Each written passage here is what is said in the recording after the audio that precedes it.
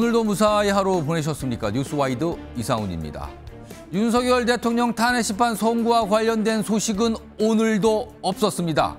이렇게 되면 역대 대통령 탄핵심판 중 가장 길게 심리가 이뤄지게 되는 건데요. 헌법재판관들 사이에서 의견이 갈리기 때문일까요? 아니면 찬반으로 갈린 여론을 의식해서 시간을 보내는 걸까요? 자, 그리고 골목 상권 살리기에 나서면서 큰 관심과 주목을 받던 백종원 더본코리아 대표가 경찰에 입건됐다고 합니다. 무슨 사정, 무슨 이유가 있는 건지 자세히 전해드리겠습니다. 자, 이런 이슈들과 함께 저는 1분 뒤에 돌아오겠습니다.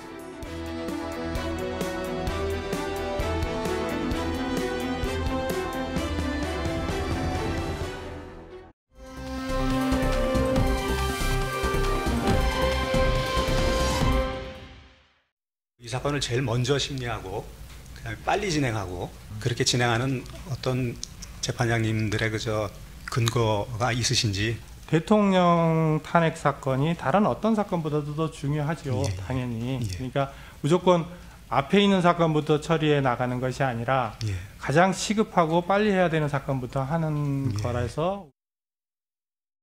자, 그동안 헌법재판소는 방금 들으셨죠? 대통령, 윤석열 대통령 탄핵심판 사건 가장 중요하다. 그러니까 이거는 빨리빨리 처리하겠습니다라고 누누이 밝혀왔습니다. 그러나 오늘까지도 선고를 언제 하겠다는 얘기가 안 나옵니다. 많은 사람이 기다렸거든요. 이렇게 되면은 최소한 말씀드려서 다음 주로 넘어가게 되는 거거든요. 자, 그렇게 되면은요, 역대 최장이란 기록을 갖게 되는 겁니다. 어떤 분야에서 역대 최장일까요? 정리 좀 해보겠습니다.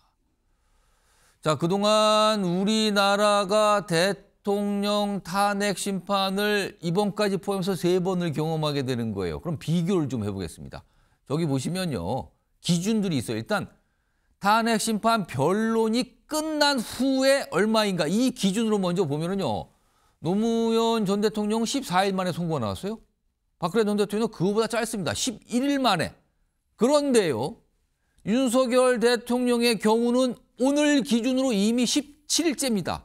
역대 최장 기록했죠. 변론 종결 후 기준으로요. 그리고요, 탄핵 소추가 된 뒤에는 얼마나 걸렸는가. 이 기준으로 보면 노무현 전 대통령 63일 만입니다.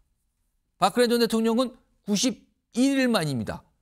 윤석열 대통령은 지금 오늘 기준으로 이미 90일째입니다. 그렇다면 내일 모레 주말이잖아요. 다음 주 가도 이미 이 기록이 깨지는 겁니다. 두 가지 기준으로 다 봐도 역대 최장의 심리가 진행 중이다라는 기록을 갖게 되는 겁니다. 이렇게 되니까요, 지금 야당에서도 그렇고요, 윤석열 대통령 측에서도요, 이거 좀 빨리 좀 결론 내주시죠. 이런 공톤된 목소리가 나왔습니다. 들어보시죠. 순서상 이제 윤석열 대통령 결정하면 되는 거 아닙니까? 이제 조속히 선고기를 잡아서 윤석열 대통령 중대하고 고의적인 헌법 위반을 범한 피소추인 윤석열 대통령을 파면해야 합니다. 대통령에 대한 탄핵도 조속히 신속히 기각되어야 마땅하다고 생각합니다. 그럼에도 불구하고 결심 이후에 심리가 길어지는 것에 대해서는 제가 이유는 알지 못하지만 안타깝게 생각을 합니다. 희망하는 결론은 다르죠. 그렇지만 공통점은 이거 좀 조속히 좀 매듭 지어 주세요, 이겁니다. 야당과 윤석열 대통령 측에서 다 나왔습니다. 자, 지금부터 이 얘기 좀 깊숙하게 짚어보도록 하겠습니다. 3분 모셨거든요. 최경철 매일신문 편집위원 나와 계시고요. 그리고 서영주 맥 정치사회연구소장 자리하고 계십니다. 그리고 임주애 변호사 나와 계십니다. 안녕하십니까? 안녕하십니까? 자, 우선 임주애 변호사. 탄핵심판 선고 지금 두 가지 기준으로 기록이 나왔어요. 이제 이게 늦어지게 되는 건데, 탄핵심판 선고를 할 때 통상 이 헌법재판소가 예고를 해요. 언제쯤 하겠다. 통상 며칠 전에 예고를 합니까? 보통 2, 3일 전에 얹어 선고를 하겠다는 것을 알려줍니다. 보통 다른 재판 같으면요. 변론이 종결 때인데 종결하면서 선고를 언제 하겠다 밝히는 경우들이 있죠. 예. 그런데 헌법재판 같은 경우에는 사실상 평의라는 절차를 거치게 되는데 예. 그 평의 과정 그리고 이후에 표결 과정까지 거치게 됩니다. 그러니까 이 시간 얼마나 소요될지가 변론을 종결하는 시점에 정확히 알 수가 없고 예. 더 길어질 수도 있고 더 짧아질 수도 있기 때문에 예. 변론 종결하면서 바로 선고 기일을 잡지 않고요. 어느 정도 준비가 되고 판결문이 완성된 이후에 선고 2, 3일 전에 언제 선고하겠다 이걸 알리게 되는 겁니다. 짧으면 2일, 길면 4일 전에는 알려준다는 거죠. 그럼 오늘까지 안 알려줬으니까 그러면 어떻게 되는 겁니까? 다음 주 뭐 월요일은 안 된다고 봐야 되는 겁니까, 그럼? 네, 그렇게 보여집니다. 물론 어떤 법률에 근거해서 2, 3일 전에 반드시 알려야 된다 이런 의무를 부담받고 있는 것은 아닌데요. 예. 보통 법원에서는 뭐 관례라고 표현하기도 하고 뭐 예. 전례라고도 표현할 수 있는데 이전에 해왔던 그런 관행을 가급적 따르려고 합니다. 일종의 안정성을 주기 위한 것도 있고 특히 탄핵 심판 같이 사회적인 영향을 예. 정말 크게 미칠 수 있는 그런 사건 같은 경우에는 대비할 시간을 줄 필요가 있거든요. 예. 경찰 병력 같은 부분도 헌법재판소 앞에 배치할 그럴 부분들도 준비가 필요하고 사회적인 그런 파급력을 고려할 때 기습적으로 선고를 한다. 이런 부분은 좀 어렵지 않을까 싶습니다. 그렇다면 갑자기 전날 내일 할 겁니다 이렇게 알려주거나 아니면 아침에 오늘 오후에 할 겁니다 이런 경우는 없을 거라고 봐야 됩니까? 이전까지는 없었습니다. 한 전날 정도는 뭐 하루 정도 준비를 해서 뭐 생중계 여부도 그때 이제 알려주고 준비할 시간을 줄 수 있겠지만 당일 기습적으로 하는 건 없었고 최근에 있었던 뭐 최상목 권한대행의 그 권한쟁의 심판 같은 경우에도 이틀 전에 언제 선고하겠다고 알려줬었거든요. 이틀. 네, 보통 이런 부분들을 보자면 적어도 이틀 전에는 이번에도 선고 기일을 알려주지 않을까 예측이 됩니다. 오늘도 뭐 예고는 없었어요. 기다려봐야 되는 거죠. 자, 그러면은 많은 분들이 이제 궁금해하고 계시는 게 도대체 왜 선고 예고도 안 나오게 늦어지는가요? 원래는 이게 뭐 한 열흘 전부터 오늘이에요, 오늘. 오늘이 3월 14일이거든요. 오늘 정도가 가장 유력한 선고 날짜다. 이렇게 누누이 많은 분들이 얘기했는데 결국은 빗나갔습니다. 아무 소식이 없었거든요. 그러면은 여기서 궁금해지는 거는 왜 늦어지고 있는 건가? 그 이유가 궁금해지죠. 모릅니다. 정확한 거는. 그러나 법조계에서 정치권에서 여러 가지 추정은 지금 하고 있습니다. 정리해 보겠습니다. 4가지 정도로 좀 볼 수 있을까요? 왜 늦어지나? 일단 사실상 다음 주로 넘어가는 거예요, 지금. 그 이후로. 일단 가장 많은 사람들이 얘기하는 게 재판과 헌법재판관 8명의 의견이 지금 다른 거 아니냐. 그러니까 원래 만장일치를 되게 만장일치 의견을 내려고 헌법재판관이 애를 쓰는데 지금 만장일치 여부가 확정이 안 되는 거 아니냐. 이게 첫 번째 이유고요. 두 번째는 그 옆으로 가볼까요? 한덕수 국무총리 탄핵 심판 이것도 지금 진행 중이고 선고만 남았거든요. 한덕수 총리권을 먼저 선고하려고 지금 생각 중인 건가? 그러니까 순서가 좀 약간 잡혀 있는 거 아닌가? 아니면요, 지금요, 이 탄핵 찬반 여론이 극명하게 갈리고 있고 주말마다 집회 열리고 있잖아요. 이런 갈라진 여론을 의식해서 조금 시간을 뭔가 좀 냉각시킬 시간을 지금 좀 보내고 있는 거 아닌가? 아니면 모르겠지만 또 다른 이유가 있는 거 아닌가? 지금 이겁니다, 지금요. 이 얘기 좀 해보겠습니다. 최경철 위원은 저 4가지 중에 혹시 추정하는 바가 있습니까? 아니, 저는 뭐 저게 다 들어간다고 봅니다. 다 하라고요? 예, 이게 뭐 그냥 변수가 한두 가지가 아니라 변수가 뭐 제 생각에는 한 수십 가지 되는 그 자방 정식이라고 생각합니다. 예. 그렇기 때문에 이렇게 오래 걸린 거죠. 혹시 저 중에 가장 유력한 이유라고 생각되는 게 있습니까? 저는 만장일치가 굉장히 좀 그 어려운 거 아니에요? 어렵습니다. 예, 지난번 제가 2017년 박근혜 탄핵 때 제가 청와대 출입했기 때문에 잘 아는데 예. 이게 만장일치가 나올 줄은 몰랐습니다. 근데 이게 만장일치가 나오더라고요. 예. 이게 부담을 줄이는 게 만장일치라고 그러더라고요. 나중에 후일담을 들어보니까 헌법재판관들의 똑같은 의견을 다 냈으니까 그렇습니다. 나중에 뭐 논란이 빌고지더라도 비판받을 게 덜하다고 그러더라고요. 이 판사들도 그렇게 얘기를 하고 뭐 저런 것도 있을 테고 그리고 이게 헌법재판이라는 게 기본적으로 법원의 판단은 과거를 보는 겁니다. 예. 그러니까 윤석열 대통령이 12월 3일 너 이거 계엄 사태 잘못하는 거잖아. 12월 3일 날 잘못한 걸 보고 판단을 내리는 건데 헌법재판소는 과거만 보지 않는다는 거죠. 미래를 본다는 거죠. 대통령을 파면했을 때 그 이후에 다가올 여파까지 헌법재판소를 판단해야 된다는 거죠. 그 일종의 정치적 판단입니까? 그렇습니다. 그러면? 그렇기 때문에 헌법재판소의 판단이 다소 정치적이라는 뭐 여러 법학 논문에 보면 그런 게 많이 나옵니다. 그게 그냥 법으로만 판단한다면 아주 쉽지만 대통령이라는 것은 민주적 정당성을 가진 사람인데 예. 이 정당성을 뒤집을 만한 논거는 단순히 법 위반만은 안 된다. 헌법재판소가 판례처럼 중대한 법 위반. 그런데 요즘은 판단하는 거죠. 압도적으로 중대한 법 위반. 그러니까 민주적 정당성을 뒤집을 만한. 그렇기 때문에 고민이 많은 거죠. 이게 법원의 최근에 뭐 홈플러스 얘기도 있었지만 회생법원이 이게 회사가 잘못 운영한다고 빚 많다고 예. 바로 파산시키지 않지 않습니까? 미래 가치는 남아 있는 거야. 그럼 감안을 하죠. 그렇습니다. 미래에 회복될 수 있어. 예. 그렇다면 회생법원이 회생을 판단하는 겁니다.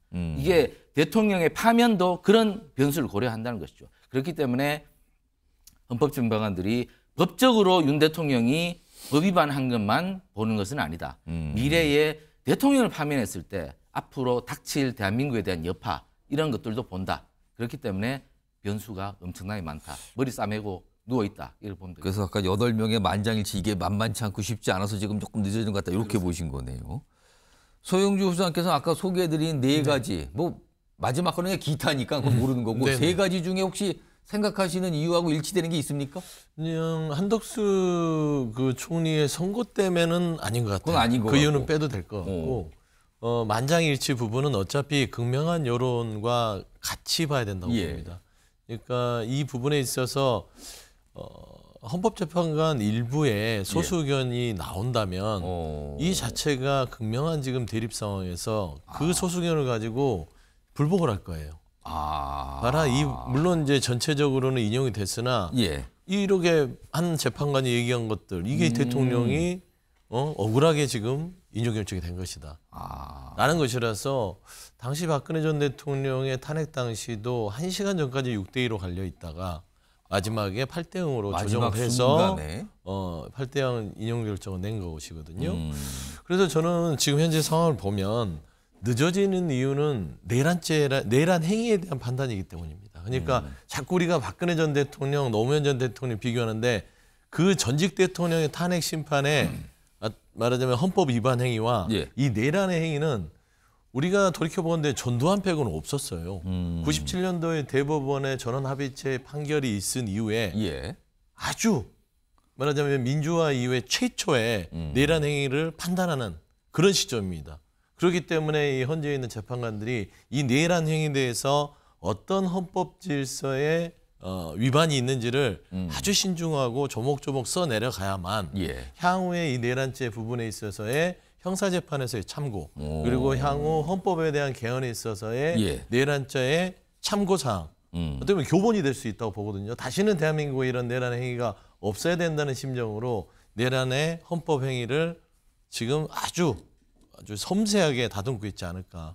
저는 그게 가장 합리적인 부분이지 지금 정치적인 부분들은 일부 있을 수 있으나 헌재 재판관이 대한민국에 다시는 있어야 되지 않을 내란의 행위에 대한 결정문을 지금 고심고심하면서 써내려가고 있다. 결정문 쓰는데 지금 신중에 신중을 계속 시간이 걸리는 것 같다. 내란죄이기 때문에 그렇죠. 내란 행위이기 때문에. 그만큼 민감한 사안을 다뤄대니 신중을 거쳐서 지금 평의 열고 계속 쓰고 있다. 뭔가를 쓰고 있다 지금. 그 얘기군요.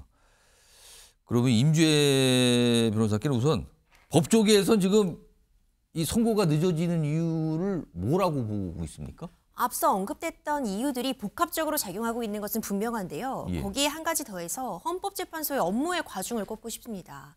사실 헌법재판소가 그 어느 때보다 바쁜 나날들을 보내고 있습니다. 예. 줄줄이 선고할 그런 탄핵 사건들이 있었고요. 뭐 워낙 많이 들어왔죠 지금 그리고 현재로. 틈틈이 권한쟁의 사건들도 껴 있었습니다. 워낙 여러 가지 해결할 것들이 많다 보니까 다만 어제 우리가 최재해 감사원장도 그렇고 검사 산인에 대한 탄핵 심판은 결론이 나왔잖아요. 예. 이 부분을 보자면은 헌법재판소가 지금 평의를 계속 해오고 있었는데 이 평의가 윤석열 대통령 탄핵 심판에 대한 평의만 해온 것이 아니라 아마도 지금 진행되고 있었던 탄핵 사건들 변론이 종결된 것들은 계속해서 평의를 함께 해오고 있던 것 같습니다. 그러면은 뭡니까? 그러면은 만약에 어느 날 우리 헌법재판 8명 모이세요. 평의합시다라고 평의를 하는데 한 가지만 갖고 얘기하는 게 아니라 이거 하나 하고요. 잠깐 뒤에 이것도 하고요. 이렇게 나눠서 한다는 겁니까? 그럼? 평의는 철저하게 비공개로 치러지기 때문에 그 방식을 정확히는 알 수 없으나 뭐 오전과 오후를 나눌 수도 있고요. 어떤 날짜를 정해서 어떤 사건을 다룰 수도 있어 보이는데 제가 주목하고 싶을 부분은 어제도 8대0 결론이 나왔잖아요. 그렇습니다. 그렇다면 헌법재판소 입장에서는 지금 결론이 나오는 순서대로 판결문을 정리하고 선고를 하고 있다 이렇게 볼 수 있을 것 같습니다. 그러니까 적어도 의견이 좀 일치를 하고 지금 이견 없이 종료할 수 있는 건부터 빨리 의견이 똑같이 모이는 것부터 빨리빨리 지금 선고를 하고 있는 거 아니냐? 그렇죠. 이런 부분들은 정리하면서 지금 나가고 있는 거 아닌가 싶고요. 물론 탄핵 심판의 그 중요성, 특히 한나라 대통령에 대해서는 이 공백 기간이 길어지면 국정 혼란을 초래할 수밖에 없습니다. 그렇습니다. 결론이 날 때까지 8대0이 될 때까지 기다릴 수는 없을 것이고 지금 어느 정도 마무리 단계라고 보여지거든요. 다만 어제 이제 감사원장이나 검사 살인에 대한 선고가 먼저 이루어진 건 먼저 결론에 도달했기 때문에 일단 정리하고 가고 이제 얼마 남지 않았습니다. 이런 부분들 평의를 거치면서 최종적으로 다듬는 작업 하고 있지 않을까 싶습니다. 혹시 지금 결정문을 썼다고 봐야 됩니까? 아니면 안 쓰고 그냥 평의만 계속 하는 단계로 봐야 됩니까? 결정문도요, 사실 결론에 따라서 이미 여러 인력들, 재판 연구관 같은 부분들도 있기 때문에 준비는 하고 있습니다. 그러면은 결론을 달리한 여러 버전의 결정문을 이미 써놓고 있다고 봐야 되는 겁니까? 그럼요. 이 헌법재판소의 이 최종적인 이 판결문은 국민에 대해서 헌법재판소가 이런 결정을 내렸다는 부분을 설득하는 글이라고 볼 수 있습니다. 그리고 말 그대로 역사에 남는 그 자체로 그립니다. 이런 부분은 여러 가지 학계의 의견, 이전의 논문 자료, 이전의 선례 모든 부분들을 참고해서 초안은 잡아나가고 있는 것이고요. 최종적으로 표결이 이루어지면 평의 과정에서 나왔던 재판관들의 각각의 논거, 다수 의견 이런 부분들이 더해져서 완성이 되는 것인데 이미 어떤 판결문은 지금 역시도 만들어지고 있는 과정이다 이렇게 볼 수 있습니다. 혹시 이러다가 변론 재개, 재판 다시 한번 해야 될 것 같은데 이런 일은 있을까요? 이게 불가능한 걸까요? 우리가 최상목 권한대행 권한쟁의 심판에서요. 사실 선고 날짜가 이미 잡혀 있었습니다. 그런데 선고를 불과 몇 시간 앞두고선 변론을 재개하겠다고 헌법재판소가 밝히기도 그때 했어요. 여러 가지 얘기가 나왔어요. 그래서. 그렇죠. 하지만 물론 그때 나름의 이유는 있었습니다. 너무나도 어떤 이 의견서를 제출할 기간이 좀 짧기도 했었고 이런 부분들을 감안해서 한 번 정도만 변론 기일이 더 열렸고 금방 또 선고가 나기도 했었는데요. 물론 변론 재개 가능성이 아예 닫혀 있다고 보기는 어렵습니다. 다만 여기서 변론이 다시 재개되게 되면 그러면 뭐 마은혁 후보자가 그 사이에 뭐 임명이 돼야 되고 또 복잡한 다른 문제가 있군요. 지금. 그렇죠. 그럼 변론에 참여해야 되냐 또 여러 가지 변수의 변수가 개입될 수 있어서 그 가능성은 그렇게 크지는 않아 보입니다. 탄핵 심판하는데 변수가 따지고 보니까 너무 많습니다. 지금요. 뭐 자꾸만 더 생기는 것 같기도 해요. 변수가 지금요. 자 그러면 일단 이유에 대한 얘기를 좀 세 분과 해봤어요. 이유가 뭘까? 뭐 정확한 건 모릅니다만 여러 가지 추정은 가능해 보이죠. 자 그러면 또 궁금한 게 그럼 도대체 언제 하는 거냐 이거죠. 언제. 지금까지는 오늘이 가장 유력하다 그랬어요. 근데 그냥 지나갔거든요 오늘. 그럼 언제냐는 거죠. 달력 형태로 좀 정리 좀 해봤습니다. 이것도 확실한 건 아니에요. 가능성만 좀 보는 거거든요. 자 그러면 오늘은 지나간 거예요. 그럼 다음 주부터 달력에 나와 있죠. 그러면은 일요일 빼고 17일부터. 그럼 월요일에 이제 헌법재판소가 뭐 별게 없다 그래요 일정이. 그럼 혹시 이날 하는 건가? 근데 아까 얘기 좀 시청자 들어보셨죠? 이거 예고를 해야 되거든요. 최소한 이틀 전에. 그러면은 근무일 기준이면은 이틀 안 맞아요. 17일이면. 이거 아닌 것 같고요. 18일은 박성재 법무부 장관 변론이 있어요. 여기는 일이 있는 날이잖아요. 그럼 그 다음 날 19, 20, 21일. 여기 별거 없습니다. 지금 일단. 그럼 가능성 있어 보이죠. 그리고요. 그 다음 주로 한번 가보겠습니다. 그 다음 주에 중요한 게 있죠. 26일 이재명 대표 선거법 사건 2심 선고가 나옵니다. 혹시 그럼 이거 끝나고 그 다음 27, 28? 이런 얘기까지 지금 나오고 있어요. 임지혜 변호사. 변호사서 보시기에 언제가 가장 유력해 보입니까? 저 날짜들 중에.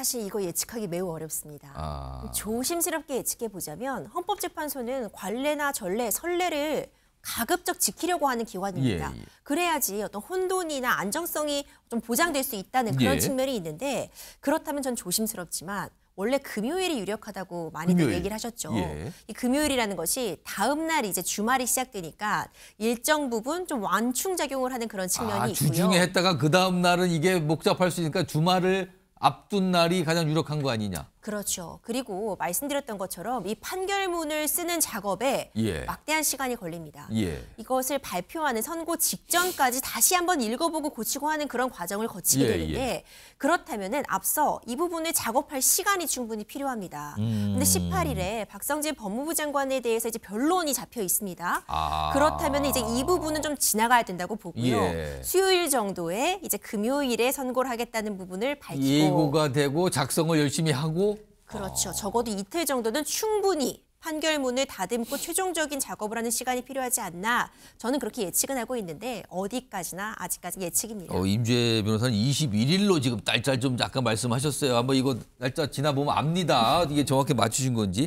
또 하나 추가적으로 질문을 좀 드리고 싶은 거는 이번에도 선고 날이 잡히면 선고를 생중계할까요?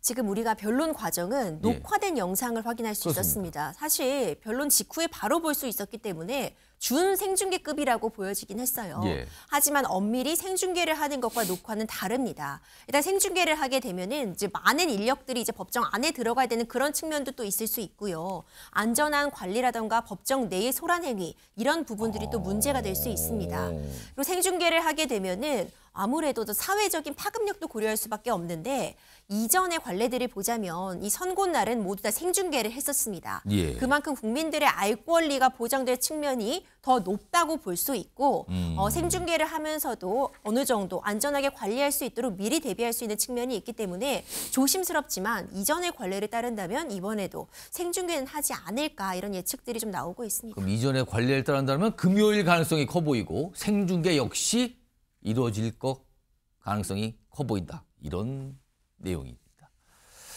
알겠습니다. 기다려봐야 되는데 뭐 말씀들을 많이 했는데 명확한 건 하나도 없네요. 지금 사실은 그냥 추정을 해보고 전망을 해보는 시간이었습니다.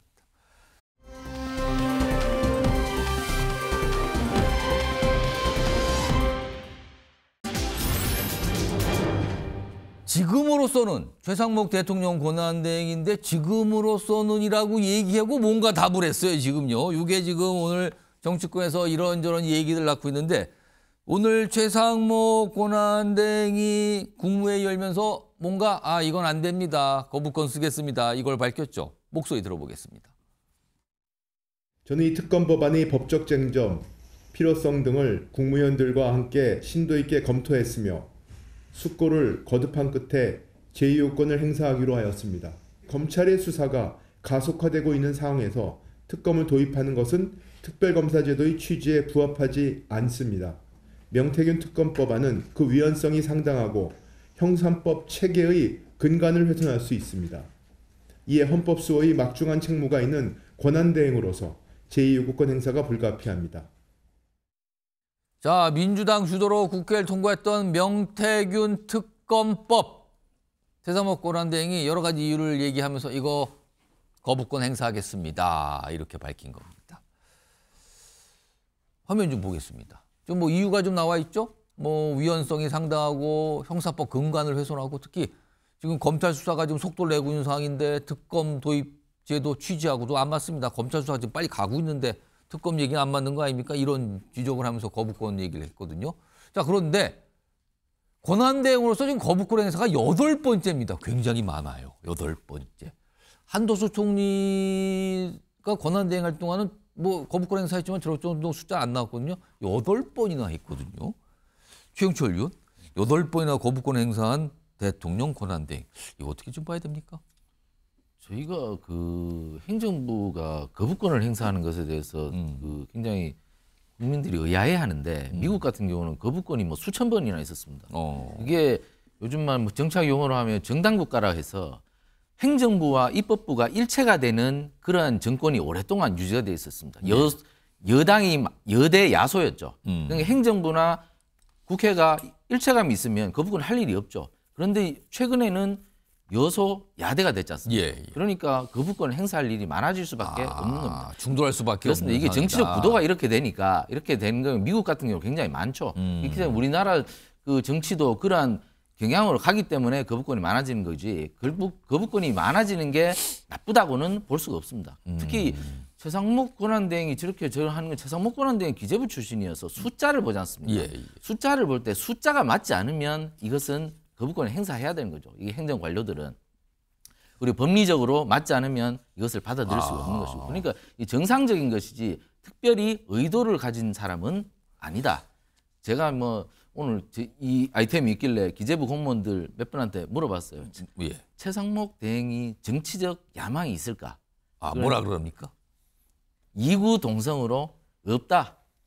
이분은 그 말씀하신 분들이 네. 잘 본 건가요? 아무 속내를 못 본 건가요? 같이 그건 근무를 해본 모르겠습니다만. 사람들의 경험은 어. 그런 야망은 없지만 예. 하지만 모든 것이 사람이 모든 것을 만들어 나가는 건 아니죠. 구조가 만들어진다면 사람은 그 구조에 맞게 움직일 수밖에 없는 것이죠. 예. 그러니까 지금 여당 입장에서는 만약에 조기 대선 국면이 열린다면 사람 없으면 누구라도 나갈 수 있는 거지 않습니까? 예. 사실 뭐 기재부 관료 출신 중에 김동연 지금 경기도지사도 대권을 꿈꾸고 있고 그렇죠. 과거에 뭐 임창열 경기도지사도 꼽고 예. 그러니까 뭐 기재부 대망론은 언제든지 있었습니다. 예. 근데 이번에 만약에 뭐 기재부 대망론이 이루어질지는 모르겠지만 여러 사람들의 응원이 있다면 최상목 대행도 그 구조에서 벗어날 수는 없는 것이죠. 예. 그렇기 때문에 자신의 정치적 야망은 매우 소극적일지 몰라도 만약에 누군가 이끌어주고 뒤에서 밀어준다면 움직일 수밖에 없는 것이고 어쨌거나 지금 이렇게 정도를 걷는 것도 이분의 입장에서는 앞으로 굉장히 그것도 인센티브로 작용할 수 있을 것이니 소신 행보를 할 수 있는데 일단은 기재부 공무원들은 아니다. 그런 야망은 없다고 얘기를 합니다. 옆에서 예. 가까이 본 사람들은 그런 거 안 보이는데요. 이런 답을 했다는 거예요. 오늘 최상목 권한대행의 거부권 행사에 대해서 뭐 여당, 야당 반응이 나왔습니다. 뭐 상반되죠. 들어보겠습니다. 명태균 특검법은 위헌적이고 위법적인 요소가 가득한 법이기 때문에 최상목 대행이 거부 제2요구권을 행사한 것은 당연합니다. 최상목 부총리가 명태균 특검법에 대해 거부권 행사 입장을 밝혔습니다. 최상목 부총리가 권한대행이 된 뒤 8번째 거부권입니다. 최상목 부총리 자신이 내란 공범임을 임명한 것입니다. 시청자 여러분이 혹시 눈여겨보시는지 모르겠어요. 여당에서는요. 최상목 권한대행, 대행이라고 쓰죠. 대통령 권한대행. 대통령이 준해서 호칭을 써주는 거죠. 근데 민주당에서는 부총리라고 꼭 그럽니다. 부총리. 그러니까 권한대행이라는 표현을 의도적으로 안 쓰는 것 같기도 하고요. 서영주 소장님, 네. 지금 민주당에서는 뭐 맹비판, 맹비난을 지금 하고 있어요. 이게 뭐 거의 뭐 내란 공범 인정한다 뭐 이렇게까지 수준이 나갔는데 혹시 최상목 대행에 대한 탄핵 카드를 쓸 수 있나요? 아닌 건가요? 탄핵 카드는 써야 된다는 중론이 높죠. 예. 다만 지금 현재 민주당은 윤석열 대통령의 탄핵 심판에 집중하자. 라는 측면 때문에 뭐 탄핵 카드에 대해서 목소리를 높거나 쓰지 않는 것이지 예. 언젠가는 이 윤석열 대통령의 탄핵 심판이 결정이 되고 나면 그러면 이제 최상목 권한대행에 시기가 대한 지난다면 탄핵을 추진할 가능성이 높습니다. 지금은 좀 참고 있다 그겁니까? 그렇죠. 그리고 박찬대 원내대표가 부총리라고 한 거는 이미 박찬대 원내대표가 얘기했어요. 만약 그 헌법재판관 임명과 관련해서 헌재가 임명하지 않는 것은 안 된다, 위헌이다 했음에도 불구하고 그때 계속해서 임명을 하지 않았습니다. 지금까지 안 하고 있는. 그래서 박찬대 원내대표는 최상목 권한대행은 자격이 없다, 인정할 수 없다. 그래서 대행으로서 인정 못한다. 그랬었죠. 그래서 국정협의체 할 때도 가지 않았고 인정할 수 없으니까. 그리고 심지어 최상목 권한대행이 아까 뭐라고 그랬습니까? 본인은 헌법 수호의 막중한 책임을 지고 있다라고 얘기했어요. 헌법 수호의 막중한 책임을 지신 분이 왜 헌법재판관의 위헌 요청에 대해서 2주째 위헌적인 행위를 하고 있죠? 앞뒤가 안 맞잖아요. 그래서 저는 그렇기 때문에 최상목 권한대행은요, 책임감도 없고 앞뒤가 다르고 표리부동하고 좀 그런 비난을 받을 수밖에 없습니다. 본인이 명태균 특검법에 대해서 거부권, 권선동 원내대표하고 똑같은 얘기를 하는데 수사 대상 범위 불명확, 그다음에 위헌적, 위법적 이런 부분 얘기하는데 국민의힘 특검 안 해보셨어요? 예전에 뭐 드루킹 특검이나 그 특검법의 내용 그대로를 안 쳐서 명태균 특검법으로 주어와 대상만 바꾼 겁니다. 그러면 본인들도 위헌하고 위법적인 특검을 했나요? 말이 안 맞잖아요. 그래서 저는 그런 정치적인 행위를 지금 최상목 권한대행이 하고 있기 때문에 저는 탄핵을 못해서가 아니라 아직 때가 아니다. 윤석열 대통령의 탄핵 심판에 집중한다라는 것이고, 그리고 최상목 권한대행의 그 대권에 대한 욕심, 이거는 당시에 국민의힘 내부에서 재경 출신들로 한번 대권을 출마하는 게 어떻겠냐. 그 얘기는 뒤에 준비되는데 그때 좀 제가 그렇죠. 그런 얘기들이 있었는데 그때 좀 다뤄보겠습니다. 외신하고 인터뷰를 하면서 본심이 살짝 드러났잖아요. 그 얘기 좀 뒤에 준비되는데 그 깊숙하게 좀 해볼게요. 우선 최상목 권한대행이 오늘 저 거부권 관련된 얘기를 꺼내놓은과 동시에 굉장히 뭐랄까요, 지시를 하고 단호하게 입장을 내고 이런 모습이 있었거든요. 확인해 보겠습니다. 검찰에도 강력히 촉구합니다. 이번 수사에 검찰의 명운을 걸고 어떠한 성역도 없이 관련 의혹들을 신속하고 공정하게 수사하여 실체적 진실을 명확히 밝혀주시기 바랍니다. 불법 폭력 행위는 법과 원칙에 따라 단호히 대응하고 시설 파괴, 방화, 경찰관 폭행 등 공권력에 도전하는 행위에 대해서는 무관용 원칙으로 엄중하게 책임을 묻겠습니다. 이렇게 얘기했어요, 지금. 이렇게 얘기하고, 이게 보니까 검찰에 보고 수사 공정하게 빨리 하세요. 그거고, 지금 불법 폭력 혹시 있을지 모르는데 이거 가만 안 둡니다. 어떻게 보면 경고성 발언까지 나왔는데 이런 모습이 오늘 있었습니다. 그런데요, 외신과 인터뷰한 내용 중에 이런 대목이 지금 또 알려졌어요. 화면으로 정리해 보겠습니다. 일단 권한대행인데 미국의 유력 언론이죠. 월스트리트 저널. 여기하고 인터뷰를 해요. 여러 가지 사항에 대해서. 근데 그 인터뷰에 나왔던 질문이 뭐냐면 혹시 뭐 권한대행이신데 대선 출마 계획 있으신가요? 이런 질문을 했다 그래요. 그러자 여기 보면 그 질문에 웃음을 터뜨리고 고개를 젖히면서 얘기를 했는데 지금으로선 내 임무를 다하는 데 집중해야 한다. 이렇게 얘기했대요. 지금으로선. 지금 저 작게 돼 있는데 영어로는 뭐 for the time being 이렇게 번역이 됐죠? 근데 우리말로는 아마 지금으로선 for the time being을 또 다른 말로 지급하면 당분간이 돼요. 당분간. 지금으로선 당분간 내 임무를 다한다.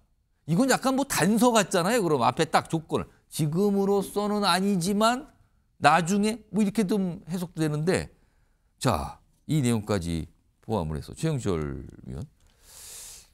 최상목 대행이 아까 강력하게 뭔가 두 가지 얘기하는 거, 그리고 외신과 인터뷰까지 하는 거 보면 자기 몫을 내는 거 아니냐, 뭔가 생각하는 거 아니냐. 아까는 이 기재부 공무원들이 그런 마음 없는 것 같다라고 얘기했지만 혹시 자기 몫을 막 내고 있는 것 같거든요. 이거 어떻게 봐야 됩니까? 일단은 기재부 공무원들 얘기 들어보니까 권한대행 조직은 이제 해체를 하고 있답니다. 권한대행 조직은 해체를 하면서 부총리 체제로 다시 넘어가는 그런 준비를 하고 계신다고 그러고, 그러니까 부총리는 당번을 하실 거 아닙니까? 그렇죠. 그런데 이게 권한대행이라는 게 참 어떻게 보면은 그 공무원으로서는 대단한 자리죠. 3개월 동안 대통령을 했지 않습니까, 이분이? 3개월 동안 대통령을 하면 최상목이 누군지도 모르다가 국민들이 최상목이라는 세 글자를 각인을 받은 거예요. 뉴스와이드에서 지금 다루고 있어요. 그렇습니다. 이 과거에 권한대행 모두가 정치적 야망을 꿨습니다. 고건, 노무현 대통령 시절에 고건 당시 총리께서 권한대행을 하셨죠. 결국에는 대선 출마를 준비를 했습니다. 그런데 노무현 대통령이 고건 총리의 인사는 실패한 인사였다. 이러면서 버리면서 대통령께서 버려짐을 인해서 대선 출마를 접습니다.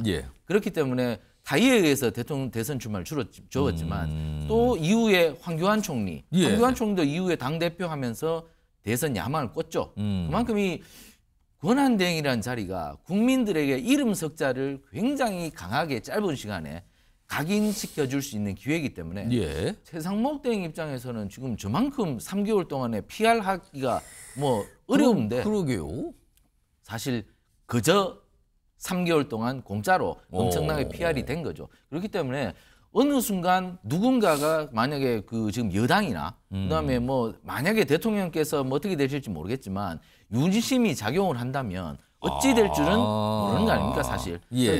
고건 총리는 유력했지만 노무현 대통령께서 그거는 안 된다고 그렇게 음. 말씀하시면서 그거 안 됐을 뿐이지 만약에 지금 여권이 강하게 민다면 어떻게 될지 모르니까 최상목 대행도 앞으로 정치적 미래는 열려 있는 것이다. 그렇기 때문에 지금 소신 행보를 하는 것이고 언제든지 준비된 분이 아닙니까? 저분이 뭐 코넬대에서 아마 그 경제학 박사까지 받았을 겁니다. 아마 관료로서도 굉장히 잘하셨고 스캔들 하나 없었고 그러니까 여러 가지 점수로 봐서는 뭐 아주 대통령이 돼도 전혀 문제가 없을 뿐이기 때문에 언제든지 탄력만 받으면 개연성은 열려 있다. 하지만 제가 아까 말씀드렸다시피 정치적 야망이 저분이 얼마나 있는지 그거는 굉장히 좀 물음표가 있다. 그 부분에 대해서는 좀 핸디캡이 있다. 이렇게 볼 수 있겠습니다. 그것도 지금으로선 아닌지 모르겠어요. 지금으로선 야망이 없는 것 같다.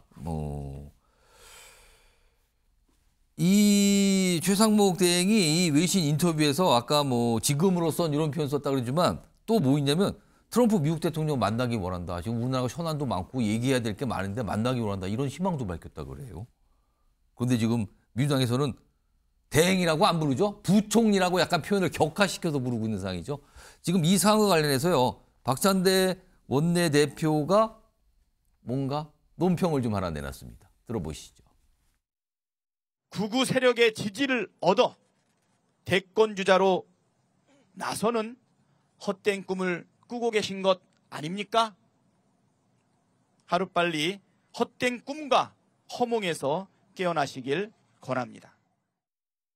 정규 소장님, 지금으로선 이거 어떻게 봐야 됩니까? 이게 이제 인터뷰를 하다 보면 본인도 모르게 이제 본심이 드러나죠. 좀 본심을 지금 드러낸 걸로 그리고 보는 거예요? 지금 대한민국 상황에서 아무리 인터뷰를 하지만 웃음이 터져요.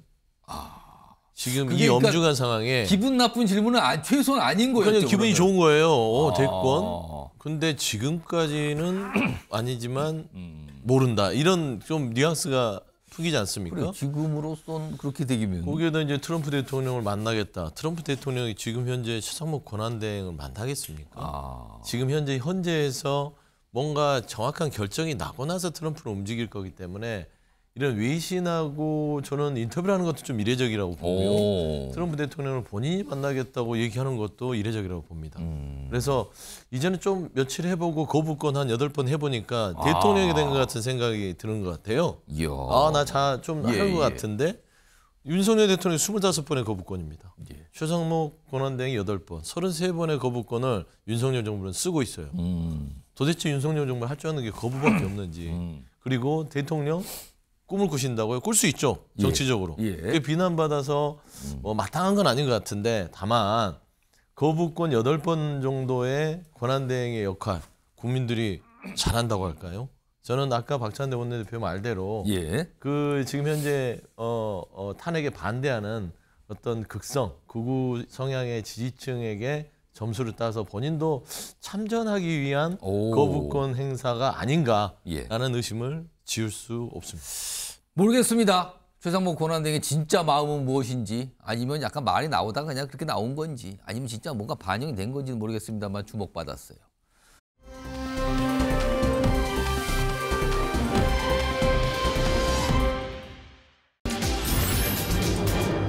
서점서 맞붙는 여당의 잠룡들 잇따라 지금 책을 냈거나 낸다 그러죠?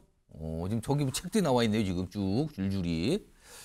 자, 우선 이에 앞서서 최근에 여당 잠룡으로 꼽히신 분들 그리고 여론조사하면은 이렇게 비교적 자주 어떤 이 지지율 그 순위에 올라가신 분들이 있어요.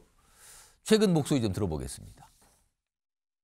누군가는 준비를 해야 준비 없이 갑자기 닥친 상황에 대비할 수 있을 겁니다. 만에 하나 갑자기 대선을 치르게 되면 아마 미리부터 준비한 민주당의 이재명 대표가 당선될 확률이 높아지게 되고 44년 만에 계엄이 있었고 앞으로 그러고 희망하기로는 100년 동안 없어야 할 일 아니겠습니까? 제가 여러 방면에서 겪었고요.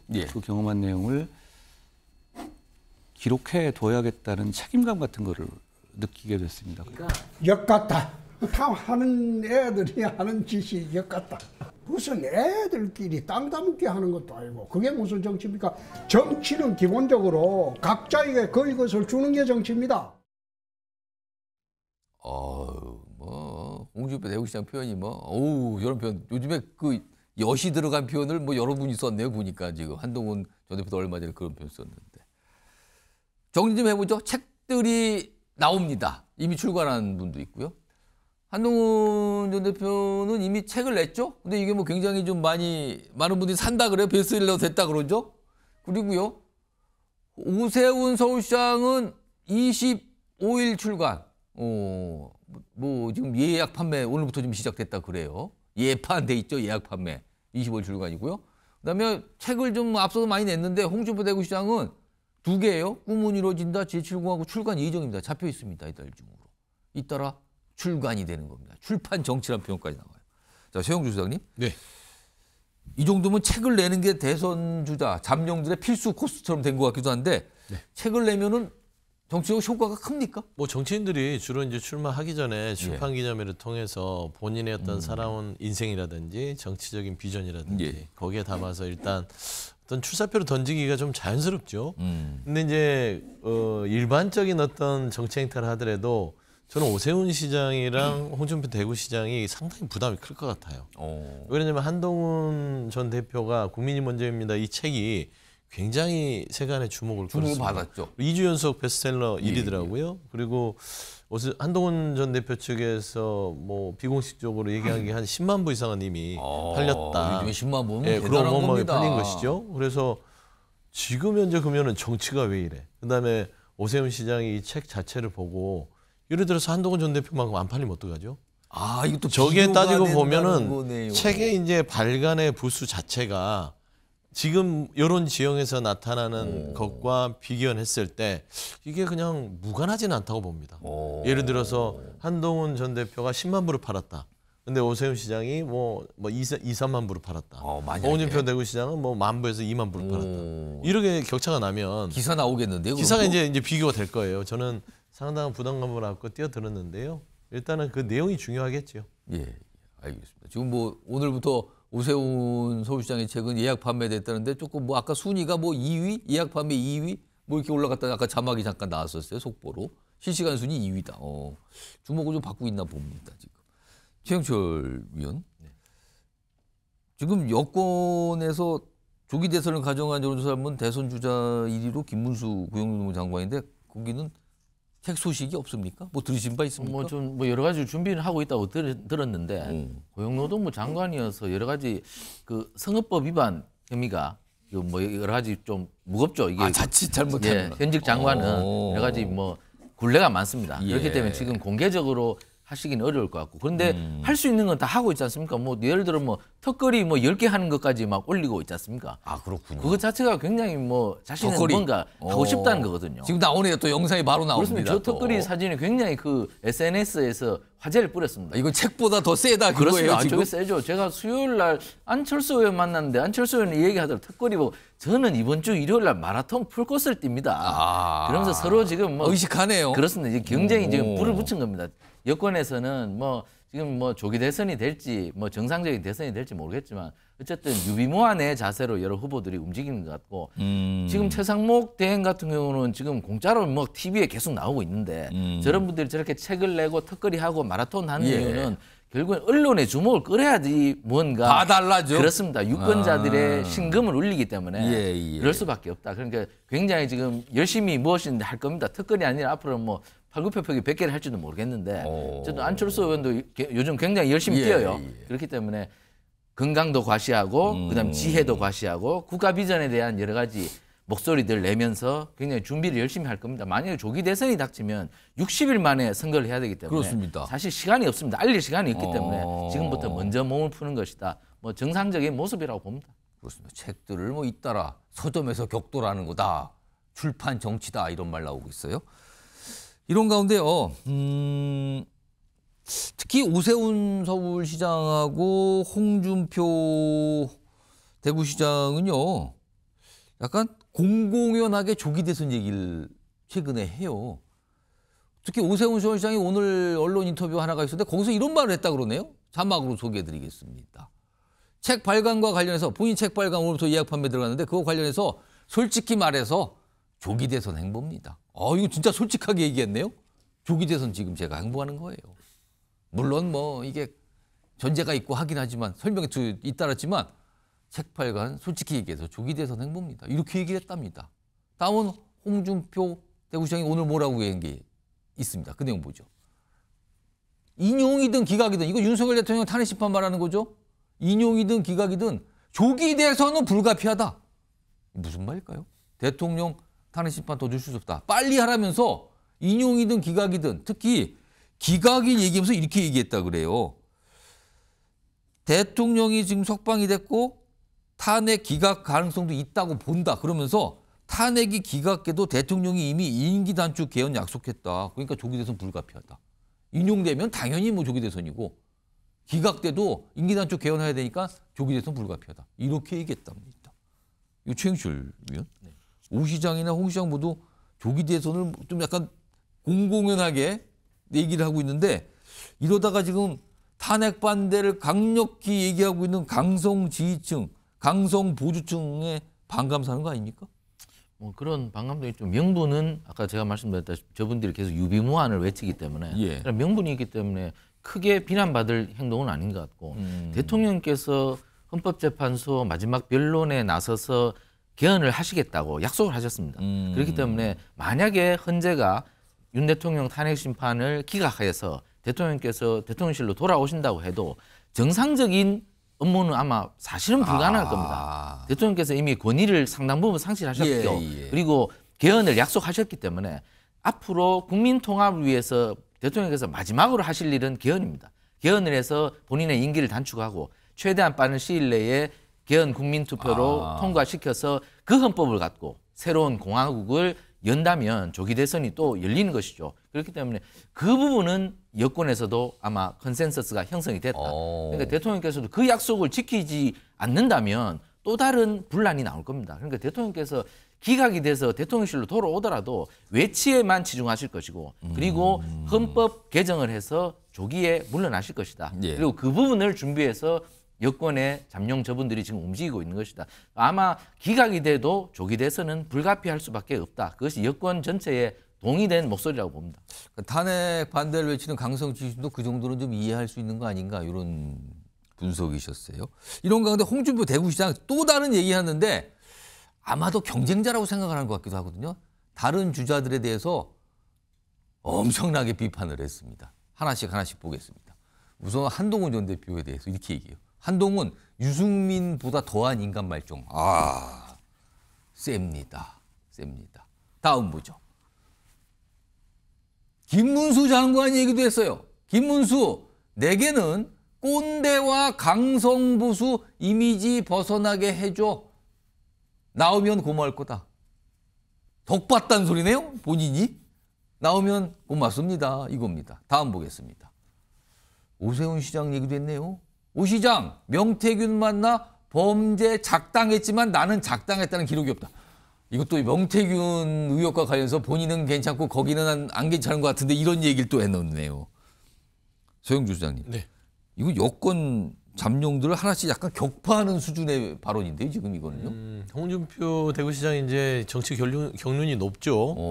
그래서 한 사람 한 사람에 대한 약점 포인트를 찍어서 좀 돌려서 공격하기도 하고 직접적으로 공격하기도 하는데 지금 홍준표 대구시장이 본인이 가장 지금 뒤처져 있다고 생각하는 것 같습니다. 그래서 저렇게 이게 보통 이렇게 네거티브한 공격이 들어가는 것은 본인이 약자일 때 들어가는 겁니다.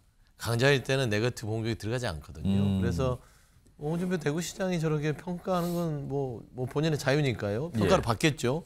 다만 앞서 얘기를 제가 하고 싶었던 것은 오세훈, 홍준표, 한동훈 전 대표 이 세 사람 조기 대선을 공식화한 거 아닙니까? 이 사람들의 공통점은 법률가입니다. 그러네요. 법조인이네요. 그래서 이 법률가들은 이번에 윤석열 대통령의 탄핵 심판은 인용이 될 거라는 것을 아는 거예요. 같은 영역에 있더라도. 그리고 홍준표 대구시장이 기각이 돼도 조기 대선이다. 이건 기각이란 건 이쪽 그 탄핵을 반대하는 지지층을 의식한 하나의 그냥 하나를 얹어놓은 말하자면은 그 립서비스일 뿐이지 이미 인용이 된다는 것도 알고 있는 것이죠. 그래서 지금 홍준표 대구시장의 가장 큰 경쟁자는 이 극우 지지층 내에 있는 김문수 장관의 본인의 가장 큰 경쟁자로 생각할 것이고 그 반대로 여기에서 본인이 선택을 받으면 한동훈 전 대표가 가장 큰 또 경쟁자로서 나타날 것이다 생각하기 때문에 저는 오세훈 시장 정도 지금 비판하는 거 보면 별로 그렇게 와닿진 않아요. 한동훈 전 대표 진짜 거의 뭐 굉장히 거친데. 인간 말종이라고 하면서 이 강성지지층의 표를 얻어가려고 하고 김문수 장관 같은 경우는 강성보수, 꼰대 이미지로 해서 결국에는 저쪽 오른쪽 극으로 밀어넣어서 본인이 중도 확장에 있다는 면을 좀 뽐내는 것 같은데요. 좀 일단은 본인의 위치가 굉장히 뒤처지고 있다는 것을 그래서 저는 방증한다고 봅니다. 특히 이제 한동훈 전 대표에 대해서 아까 인간말종, 주범, 배신자 이런 평가를 쓰면서 맹비난을 했어요. 그럼 한동훈 전 대표 얘기 좀 해볼까요? 한동훈 전 대표는 요즘에요. 뭐 당내 관련된 얘기 잘 안 해요. 대신에 이재명 민주당 대표에 대한 비판을 계속하고 있어요. 또 가장 최근에 나온 게 있습니다. 확인해 보겠습니다. 이게 그제 나온 건데 이재명 민주당 대표가 간단하게 썼어요. 정말 위험한 사람이다. 그러면서 또 영어로 써요. Most dangerous man in Korea. 영어로까지 또 이렇게 표현. 위험한 사람이다. 또 이거에 대해서 이 표현에 대해서 민주당에서 반응을 보입니다. 들어보겠습니다.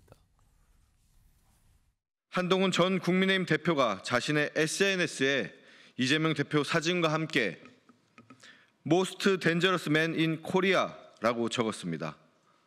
사실관계와 문법 모두 틀린 명백한 거짓말입니다.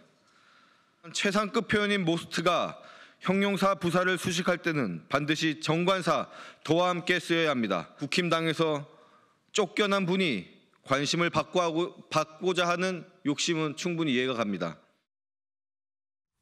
뭐 영문법 시간 같기도 뭐 관사 더 갚아서 이거 문법이 틀렸다 이런 지적까지 민주당에 그만큼 민주당에서 신경 쓴다는 것 같기도 해요. 하여튼 이런 반응이 나왔고요.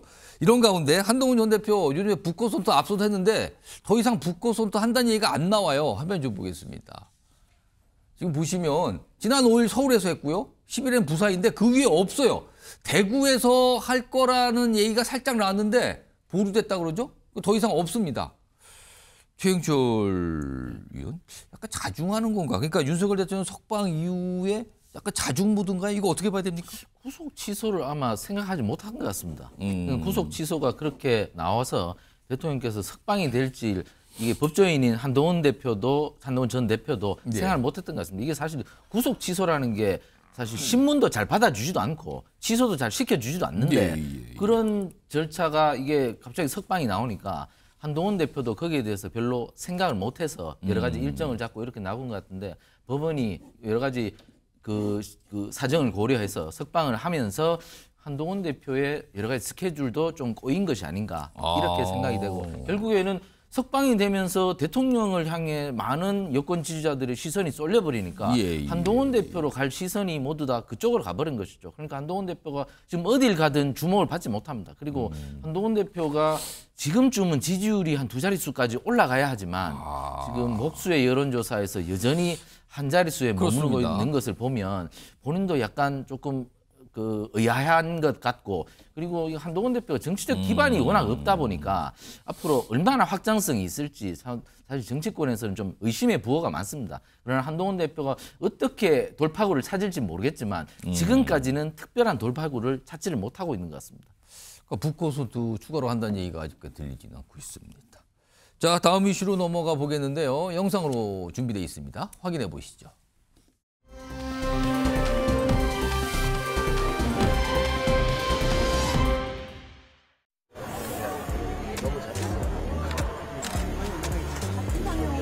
탄핵 각하만이 대한민국을 살리는 유일한 길이라는 우리 국민적인 염원을 담아서 걷고 또 걷겠습니다. 우리 전한길 선수.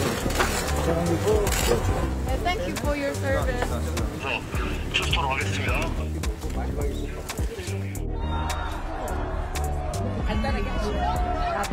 윤석열 정부 2년 반 동안 29번의 탄핵을 했습니다. 이재명의 민주당이 얼마나 무도했는지 아실 수 있을 겁니다. 이로 인한 국가적 손해는 이루 말할 수 없습니다. 이제 민주당이 이 권한을 남용한 것에 대해서 우리는 그 법적 책임을 반드시 물어야 할 것입니다. 자, 민주당도 탄핵을 촉구하면서 지금 장애투쟁 굉장히 당 차원에서 벌이고 있죠. 국민의힘에서도 많은 의원들은 탄핵 각하 반대라면서 장애투쟁 형태의 모습을 보이는데 이거는 당 차원의 또 움직임은 아니에요. 국민의힘은 조금 다른 상황이거든요. 좀 이런 모습이 약간 좀 차이가 나는데 장애투쟁이 다 있긴 하지만 약간의 상황은 좀 다릅니다. 이런 가운데 최근에 국민의힘 의원들 다수가 헌재 탄원서 제출하고 이름을 올리기도 했거든요. 굉장히 많은 의원들이. 근데 이와 관련해서도 약간 의원들과 지도부는 약간 상황이 좀 다른 것 같거든요. 그 모습도 좀 확인해 보겠습니다. 여기에 대한 말씀들은 특별히 없었고요. 저희가 제출하는 것에 대해서는 논의를 했었습니다. 지도부의 원칙에 대해서 저한테 말씀하시면 제가 대답하기는 적절하지 않을 것 같습니다. 어제 지도부의 입장은 여러 번 표명이 된 것으로 알고 있습니다. 개개 의원들이 헌법기관이고 본인들이 그런 정치적 소신에 따라서 행동하는 것이기 때문에 그 부분에 대해서 지도부가 뭐 이래라 저래라 할 생각은 없습니다. 지금 헌재 앞에 의원님들 한 60여 분 계속 시위 나가고 계신데 혹시 당 지도부가 격려 방문이나 이런 거 하실 계획 있으실까요? 아무런 계획이 없습니다. 자, 국민의힘 상황과 관련된 얘기 좀 해보겠습니다. 두 분 모셨습니다. 홍석준 전 국민의힘 의원 나와 계시고요. 그리고 신현영 전 민주당 의원 자리하고 계십니다. 안녕하십니까? 우선 홍석준 전 의원님. 지금 국민의힘의 많은 의원들이 릴레이 시위 헌재 앞에서 벌이고 있는데 그거에 대해서 당 지도부는 뭐 개별 의원 차원의 행동이다. 그리고 지금 많은 의원, 거의 뭐 80명이 넘는 의원들이 이름을 올린 헌재에 보낸 각하 탄원서. 여기에도 많은 의원이 참여했지만 지도부는 참여하지 않았거든요. 지금 국민의힘 지도부는 각자 판단이다. 이 정도로 약간 선을 긋고 있는데 지금 강성 지지층들이 국민의힘 지도부에 불만을 나타내고 있다고요? 이 상황이 어떻습니까? 예, 굉장히 강성 지지층 내지는 뭐 열성 지지층이 지도부에 대한 어떤 불만이 굉장히 센 혹시 편입니다. 막 문자 보내고 뭐 전화하고 막 이런 상황도 있습니까 지금? 그렇습니다. 그런 상황도 있고 특히 또 집회 현장에 가면 또 뭐 육성으로 마이크를 잡고 뭐 강하게 비판하신 분들도 왜 지도부는 여기 없느냐 막 이런 그렇습니다. 취지입니까? 예, 엄청나게 좀 많이 계십니다.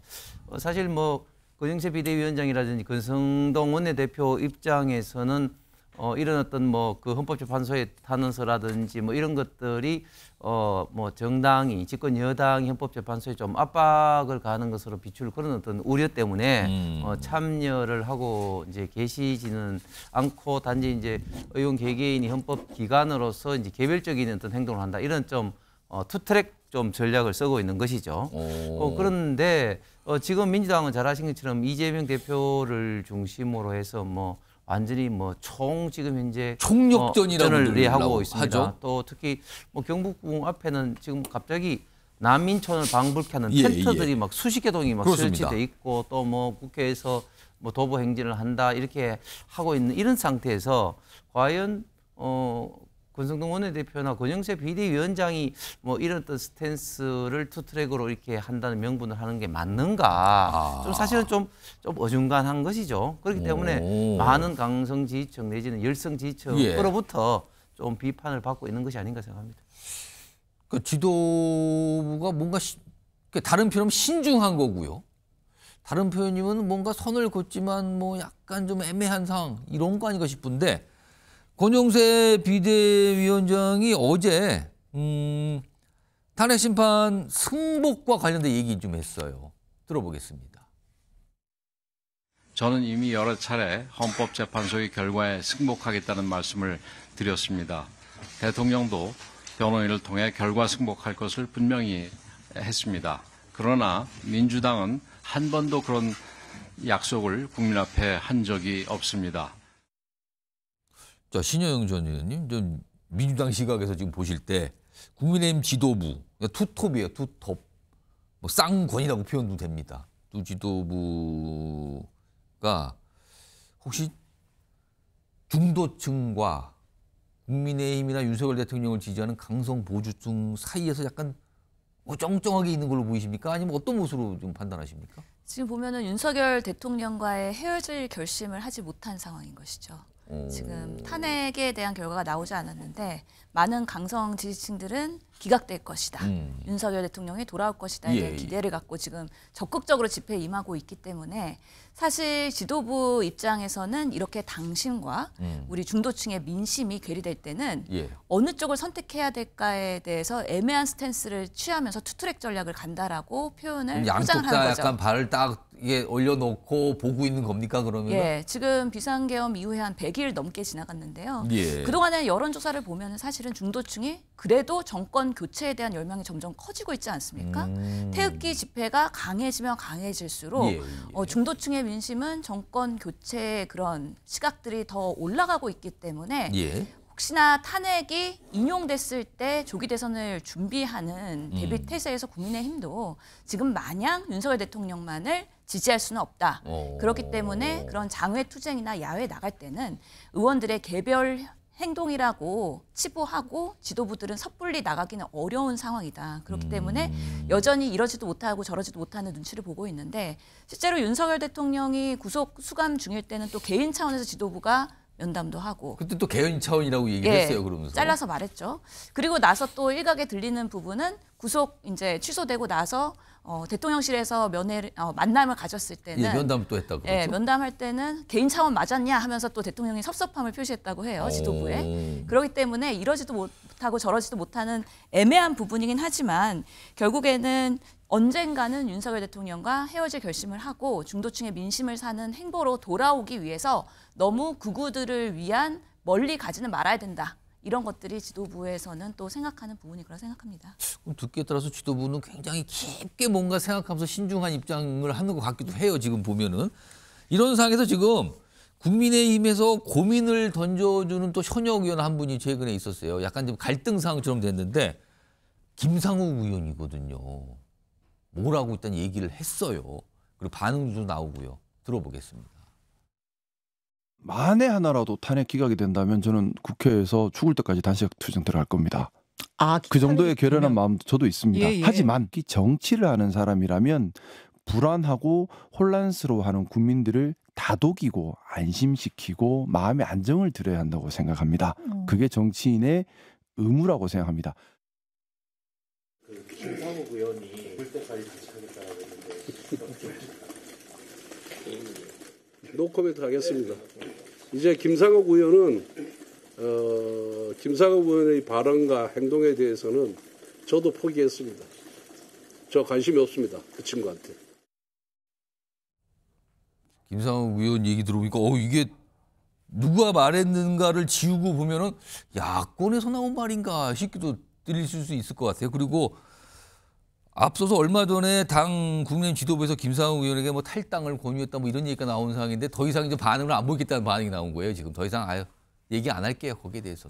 그런데요, 지금 지도부는 이런 반응이죠. 약간 무반응 반응이에요. 근데 국민의힘 내 일부 의원들은 지금 강경하게 반발하고 있어요. 화면 좀 보겠습니다. 이 의원들이 모여 있는 단체 대화방인데요. 여기 뭐 108명 다 들어가 있다 그래요. 근데 여기에 이런 의견들이 나옵니다. 아니 이재명의 민주당과 민주노총의 의견과 같이 하는 발언 방금 들은 얘기예요. 지금 뭐 기각되면 단식, 죽을 때까지 단식. 이 발언에 대한 뜻을 말해달라. 이런 얘기를 막 따지는 거예요. 그리고 공당 의원으로서 건널 수 없는 관을 넘은 거 아닙니까 이거. 그리고 징계해야 된다는 얘기가 나와요.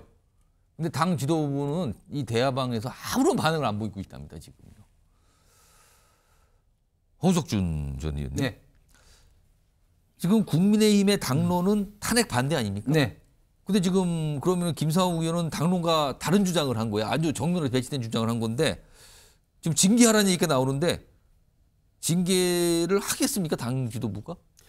지난번 권성동 원내대표가 탈당하라고 한번 그 이야기를 그 국회 본회의장에서 한 것이 이제 또 언론에 한번 나간 적도 있었습니다. 예. 사실은 김상욱 의원의 저는 행태를 보면 참 너무 안타깝습니다. 김상욱 의원은 22대 때 국민공천이라는 이름으로 한동훈 당시 비대위원장에 의해서 이제 국회 공천을 받아서 이제 왔는데 저는 물론 뭐 국회의원이 뭐 당의 어떤 입장을 따라서 소신껏 본인이 헌법기관으로서 뭐 의사를 표현할 수 있다고 보는데 문제는 뭐냐면은 과연 김상욱 의원이 이재명 대표나 민주당의 입장에 대해서 예를 들면 탄핵 폭주라든지 예산 폭주, 입법 폭주에 대해서 그러면 제대로 비판을 하고 뭐 텔레비전이라든지 이런 데 와서 싸웠냐. 그런 적은 뭐 글쎄 제가 본 바로는 한 번도 없었죠. 그러다가 12.3 비상계엄 직후부터는 오로지 윤석열 대통령에 대한 어떤 비판에 좀 올인을 하고 그러다 보니까 또 일부 방송사에서는 뭐 어떻게 보면 좀 뭐 형식적으로 맞추기 위해서 김상욱 의원을 국민의힘 소속이라고 이제 부르기도 하고 하는데 이런 측면에서는 과연 김상욱 의원의 저런 행동은 저는 국회의원으로서 굉장히 좀 문제가 많다. 물론 저런 식으로 주장을 하려면 본인 스스로 탈당을 해서 뭐 하든지 그렇게 해야 되는데 지금 민주당 어떤 의원보다도 더 강하게 만약 탄핵 기각이 되면 죽을 때까지 단식했다 이런 발언을 당 내에서 한다는 것 자체가 당원들 입장에서나 상식적인 입장에서도 도저히 좀 납득할 수 없는 그런 어떤 행태를 보이고 있는 것 같습니다. 신혜영 전 의원님, 아까 든 질문과 연장선이 되는데 이것도 그러니까 지금 지도부 입장 아까 보셨으면 김상욱 의원의 저 발언과 관련해서 당내에서 징계해야 된다 목소리 나오고 막 불만 제기하고 이거 왜 가만히 있습니까? 그리고 뭐 홍준표 대구시장 같은 경우 뭐 맹비날 또 퍼붓고 있어요. 근데 당 지도부는 그냥 무반응이에요. 무반응. 여기엔 무반응이고 그다음에 탄핵 반대를 외치며 당의 투쟁에 나서는 의원들하고는 또 선을 그으면서 이건 개인적으로 하는 거잖아요. 여기는 약간 어정쩡. 그러면 양쪽에서 벌어지는 일에 무반응과 어정쩡. 당 지도부 입장이 그런 것 같아요. 이거 어떻게 된 겁니까? 지금 국민의힘의 여당 입장에서는 사실 윤석열 대통령이 사고를 쳤는데 그거에 대해서 문제 제기를 명확하게 할 수도 없고 그렇다고 실드 치기에는 국민의 눈높이에 안 맞고 그렇기 때문에 어정쩡할 수밖에 없다. 이쪽에서 막 이거 탄핵시켜야 됩니다. 이쪽에서는 반응을 안 보이고 이거 각하시켜야 됩니다. 해서는 그건 개인적으로 얘기하시는 거고요. 이렇게 되는 거예요? 네, 그러면? 드라이한 로우키로 가는 것이죠. 지금 김상욱 의원의 그런 발언들은 사실은 민심에서 매우 부합하는 발언이다. 그리고 실제로 300명의 국회의원 중에서 참 이런 분이 있을까 싶을 정도로 정말 누구나 정치를 처음 시작할 때는 김상욱 의원 같이 초심 그리고 순수함 그리고 어떻게 보면 고지식할 정도로 본인의 주장을 정말 당파나 아니면은 그런 본인의 입지에 그런 생각을 하거나 아니면은 뭔가 이렇게 재거나 하지 않는 정말 국민을 위한 발언을 하고 있다라는 생각이 듭니다. 그런 면에서 저희 당의 의원들은 김상욱 의원을 응원할 수밖에 없는데요. 이거 민주당 의원들이 김상욱 의원을 의원하게 되면 김상욱 의원이 국민의힘 내에서 더 어려워지는 거 아닙니까? 그러니까요. 그런 면에서 더 안타까운 것은 당 내에서 국민의힘 왕따 당하고 있고 심지어 같이 비상계엄에서 해제를 했던 친한계 방에서도 지금 이탈해서 같이 하기에는 우리랑은 조금 분류가 다르고 색깔이 다른 거 아니야라는 그런 소외감을 느끼고 있는데 김상욱 의원 같은 분이 정치를 계속해야 된다고 생각을 합니다. 근데 현실의 정치에서는 울산에서 재선을 하기 매우 어려운 상황이다. 그렇다면은 김상욱 의원이 정말 정치를 계속할 것이냐, 내가 국민의 눈에서 정말 제대로 된 쓴소리하면서 정치할 것이냐, 이럴 때는 또 어느 순간 22대 말미에는 큰 결단을 해야 될 시점이 올 수도 있겠다라는. 무슨 결단을 말씀하시는 거예요? 당의 어떠면 뭐 당을 바꾸는 걸 말씀하시는 거예요? 본인이 정말 정치를 계속해야 된다 그러면은 본인의 생각에 맞는 소신껏 본인이 올바른 당이라고 생각하는 곳으로 넘어올 수도 있고 아니면 탈당을 할 수도 있고 지금의 근데 국민의힘의 지도부에서는 김상욱 의원은 어떻게 할 수도 없는 게 처치 곤란인 것은 탈당을 시키거나 징계를 했을 때는 민심에서 매우 벗어나는 그런 국민의힘의 모습이거든요. 당 지도부는 아무 반응을 안 보여요. 그래서 거기에 대해서 그래서 지금. 포기 선언, 설득 포기 선언 한 것으로 보입니다. 더 이상 질문하지 말아라. 곤란하다. 라는 의미로 해석됩니다. 여당 지도부가 굉장히 이래저래 양쪽에서 봤을 때 굉장히 조금 힘든 상황에 있는 것 같기도 합니다.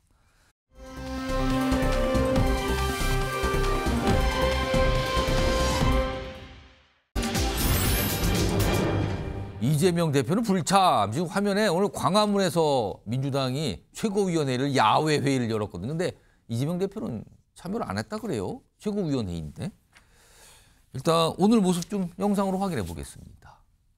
진심으로 헌재 결정을 존중한다면 서천호, 윤상현 의원 내란식의 윤석열을 즉각 파면하라! 파면하라! 윤석열을 파면하라!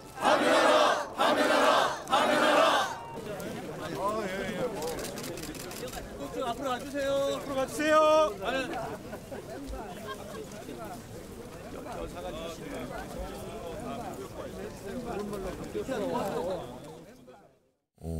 시청자 여러분께서 아마 영상을 보시면서 파악을 하실지 모르겠어요. 지금 죄송합니다. 야외에서 최고위원 회의가 열렸는데 이재명 대표가 참석을 안 했어요. 저기에 저 자리에요. 그래서 불참했다는 게 오늘 주목을 받았어요. 오늘 민주당에서는 안전상 이유로 불참 건의해서 불참하게 된 거다. 최근에 약간 무슨 암살 계획 이런 거 나왔잖아요. 이와 관련해서요, 민주당 의원이 그 제보 받았다는 그 문자를 좀 언론에 공개하면서 설명을 한 게 있어요. 들어보겠습니다. 저 포함해서 의원님들 문자를 계속 많이 받고 있는데요. 예. HID 뭐 707 이런 데서 뭐 어떤 유해를 가할 수 있다라고 하는 어떤 문자들을 받고 있어요. 그래서 혹시 이게 뭐 출처나 근거가 뭔지 좀 굉장히 좀 걱정스러워요. 신영 전 의원님, 그 안전 때문에 야외에서 열린 회의 참석 안 했다는 건데 그러면은 굳이 야외에서 안 하고 실내에서 열면 되지 않았을까요? 그 참석했으면 되는데. 요즘에 경복궁 가보면은요 정말 야 5당이 천막 치고 김경수 지사도 단식하고 있고요. 상당히 열기가 뜨겁습니다. 그래서 오후가 되면은 또 의원총회를 하고 또 행보를 하고 밤에 또 집회를 해서 발언대에 서고 그러면서 지금 계속해서 상당히 뜨거운 열기가 있고 빠르게 헌재가 탄핵 인용에 대한 결정을 해라라는 많은 지지자들의 그런 성원들과 시민들의 모습들이 있기 때문에 사실은 이번 주 토요일 내일 집회가 절정에 이를 것으로 예상이 되거든요. 그렇기 때문에 바로 오늘 최고위 회의에서 그런 지도부들이 정말 우리가 장외투쟁에서 최선을 다하고 있다라는 목소리 그리고 정말 모든 열명과 성원을 다 담아서 저렇게 행보를 하고 있는 모습들이 지금의 장외에서 고생하고 있는 많은 시민들에게 민주당이 더 열심히 하겠다. 그리고 윤석열 꼭 탄핵돼야 된다라는 부분에 있어서의 분위기를 돋구는 데 있어서의 중요한 역할이 된다. 그런 면에서 오늘은 꼭 그 야외에서 해야 되겠다. 필요했다. 근데 안전상으로 이재명 대표는 빠졌다. 그 설명인데 그러면은 내일 주말 집회 열리고 민주당 의원들도 많이 참석할 거 아니에요. 그럼 이 주말 집회도 이재명 대표는 참석 안 합니까? 그것에 대해서 아직까지 그 정해졌는지 모르겠습니다. 근데 실제로 우리 24년도 1월 2일로 되돌아가 보면요. 그 현장에서 정말 예기치 않은 그런 피습을 당하면서 정말 면밀히 차리로 목숨을 살리지 않았습니까? 그런 것들을 경험한 그 현장에 있었던 많은 의원들과 당직자들은 이재명 대표의 이런 리스크, 실제로 이 문자가 얼마나 검증돼 있는 건지 모르겠지만 다시 한번 지금 워낙에 양극단에서의 그런 서로의 혐오가 심하기 때문에 가능성 배제를 못한다면은 좀 안위에 대한 부분들이 우선적으로 지켜져야 되지 않을까에 대해서는 모두 다 공감하는 부분이다라고 말씀드릴 수 집회는 있습니다. 이제 없을 수도 있는 거네요. 그러면요, 가능성이 열려 있습니다. 아까 영상에서 잠깐 나왔는데 그 암살 계획 제보 문자 화면을 좀 다시 한번 불러와서 정리해 보이죠. 여기 보면 뭐 군 정보사 장교 출신 분으로부터 들어온 제보라고 합니다. 그러면서 여기 보면 뭐 HID 707 오비 요원들, 그럼 특수부대 전직 요원들을 말하는 건데 러시아제 권총을 밀수해서 뭐 암살 계획을 갖고 있다. 뭐 조심해야 될 것 같습니다. 뭐 이런 내용이 담겨 있는데 홍석준 전 의원님, 일각에 또 이 제보의 신빙성에 또 의문 제기하는 시각도 있더라고요. 네. 저는 민주당이 김어준으로부터 좀 원포인트 레슨을 받은 것 같습니다. 김어준 씨요? 12월 달에 국방위에 나와서 한동훈 사살설 얘기했지 않습니까? 뭐 제보 받았다 하는데 근데 지금 저 제보에 있던 신뢰성도 신뢰성이지만 왜 저 이재명 대표가 저런 어떤 제보에 대해서 이야기를 했느냐. 저는 지금 좌우 양극단에서 지금 이제 집회를 하는데 경찰 추산으로 따르면 지금 민주당을 중심으로 좌파 진영의 집회가 뭐 경찰 추산으로 한 10분일밖에 지금 우파 진영에 비해서 안 되거든요. 그래서 지금 윤석열 대통령이 탄핵 국면 막바지에 지금 이재명 대표가 좀 총동원령을 내렸는데도 불구하고 지금 예상만큼 기대만큼의 어떤 그런 참여가 좀 저조하니까 어떻게 보면 개딸을 중심으로 한 강성 지지층에게 어떤 참여했던 호소용이 아닌가 그렇게 좀 생각이 듭니다. 왜냐하면 사실은 저런 어떤 위협은 예를 들면 윤석열 대통령을 비롯해서 저희 당도 굉장히 많이 받습니다. 많이 받는데도 불구하고 뭐 좀 경호라든지 그런 걸 좀 뭐 좀 대비는 하지만 그것을 뭐 언론에 저렇게 내고 잘 호들갑 떨지는 않거든요. 통상적으로 좀 대통령 후보급의 지도자들에게는 저런 어떤 위협성 그런 것들을 계속 받는 게 어떻게 보면 상례인데 굳이 저런 제보를 이렇게 드러낸 것은 제가 볼 때는 지금 이 막바지 국면에 어떻게 보면 좀 결집하기 위한 하나의 전략이다. 그래서 결국은 김어준으로부터 원포인트 레슨을 받은 거다. 그렇게 생각이 좀 듭니다. 홍석준 의원님은 그거 뭐 믿을 수 있어요? 약간 이런 반응이신데 지금 민주당은 사실 좀 긴장을 하고 있나 봅니다. 경찰 쪽에 어떤 협조 요청도 많이 하고 있다 그러는데 이런 내용도 알려지고 있어요. 화면으로 정리해 보죠. 이 내용에 이제 경찰에 신변보호 조치 요청을 했는데 지금 경찰이 움직이면 이재명 대표가 출근해서 퇴근하는 동안 밀착 신변보호를 한다는 방침이래요.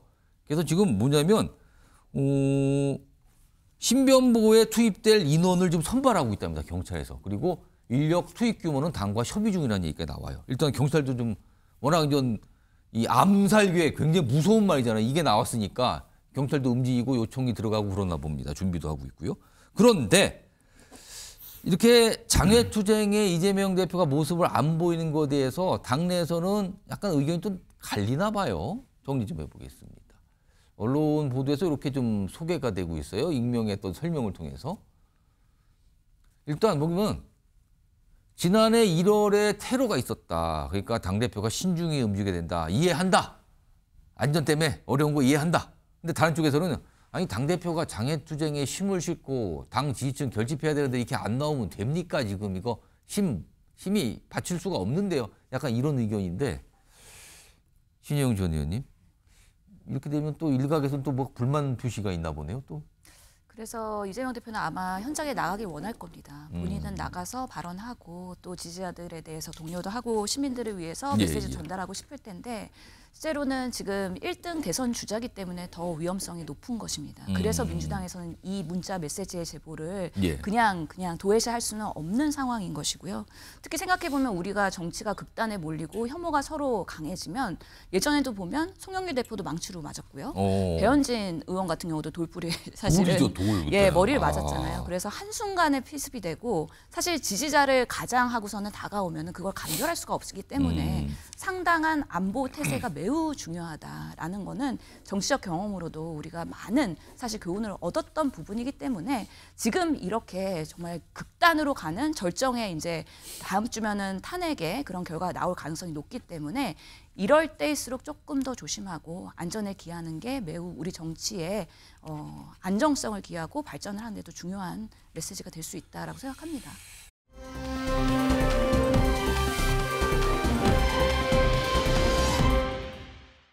최근에 정치권을 중심으로 이재명 대표의 선거법 사건 2심 재판 3월 26일, 오늘 26일이잖아요. 이 시점과 윤석열 대통령의 탄핵심판 선고 시점을 놓고 같이 얘기하시는 분들이 많아요. 비교를 하면서. 자, 그런데 이런 가능성 또는 시나리오까지 얘기하시는 분들이 있어요. 화면 좀 보겠습니다. 이게 1번, 2번 시나리오가 가까운데 1번이 뭐냐면 윤석열 대통령의 탄핵심판 선고가 아직까지 지금 안 잡혔어요. 언제 나올지 몰라요. 근데 이 선고가 오는 26일 이재명 대표 선거법 사건 2심 뒤에 나오면 어떻게 되냐는 거죠. 이렇게도 이게 얘기가 나오고요. 그리고 두 번째는 윤석열 대통령 탄핵심판 선고가 4월 중순까지 늦춰지면 어떻게 되냐는 거죠. 이거 어떻게 되는 거죠, 진짜? 궁금한데요. 임주혜 변호사 다시 모셨는데요. 우선 두 번째 시나리오. 4월 중순까지 안 나와요. 그때서나 나올 것 같은 상황이 됐어요. 그런데 만약에 그때 나와서 탄핵이 인용됐어요. 탄핵이 인용돼서 파면이 됐어요. 그럼 조기 대선 가는 거 아닙니까? 그럼 일각에서는 6월이라는 숫자가 나온다. 그럼 조기 대선 6월. 근데 그 6월은 이재명 대표 선거법 사건도 6월에 결론이 나올 거다. 이거 어떻게 되는 겁니까, 그러면?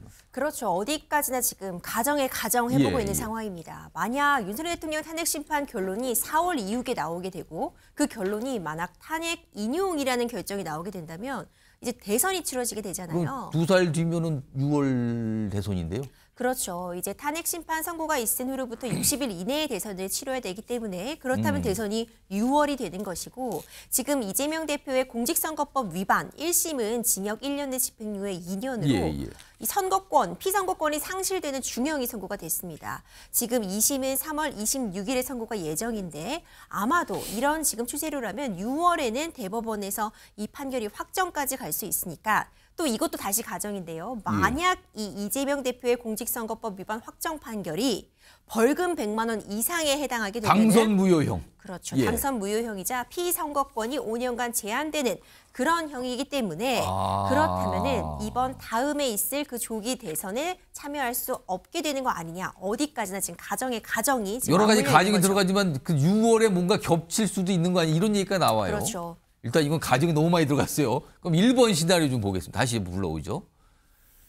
요 두 분 전직 의원께서 요 1번 시나리오 좀 봐주세요. 요거 홍석준 전 의원님. 네. 만약에 1번 시나리오 같은 경우 이게 이재명 대표 관련된 2심이 나온 뒤에 탄핵 심판이 나오게 되면은 근데 만약에 또 2심에서 1심처럼 당선 무효형이 나온다면 이거 어떻게 되는 겁니까? 그러면 또 그렇게 나온다면 아무래도 헌법재판소에서 탄핵 결정하는 데 있어서 기각으로 저는 갈 가능성이 더 많아진다고 생각합니다. 예, 왜냐하면 일단 1심에서 지금 이재명 대표가 지금 이제 징역형을 선고받았는데 지금 항소심 결정된 그런 사항들이 백현동 관련된 것도 예를 들면 식품연구원 관련된 사람의 성남시 관계자들이 와서 국토부로부터 압력 협박을 받은 적이 없었다 이런 정언이라든지 등등이 지금 이재명 대표 항소심 지금 진행상에 지금 결코 유리한 이슈가 하나도 없이 진행이 됐습니다. 그렇기 때문에 항소심에서도 1심과 유사하게 징역형 혹은 최소한 당선 무효형이 선고될 가능성이 굉장히 높은데 그 이후에 탄핵 관련 심판 선고가 된다면은 상대적으로 굉장히 탄핵 기각이 될 가능성이 저는 훨씬 더 많아진다고 생각합니다. 최영준 의원님. 그러니까 이게 뭔가 맞물린 거 아니냐는 해석인 거에 지금 나오는 정치권에서 특히 1번 시나리오 되면은 이재명 대표 대세론이 유지될 수 있는가 이런 말까지 나오는데 이거 어떻게 봐야 됩니까? 민주당은 흔들림이 없을 것 같습니다. 아 그래요? 예, 실제로 이걸 아무리 순서가 바뀐다 하더라도 예. 결국에는 3월 말에 그러면 윤석열 대통령의 탄핵 결과가 나오면 그리고 조기 대선이 이루어진다 그러면 2달 후니까 5월 말이거든요.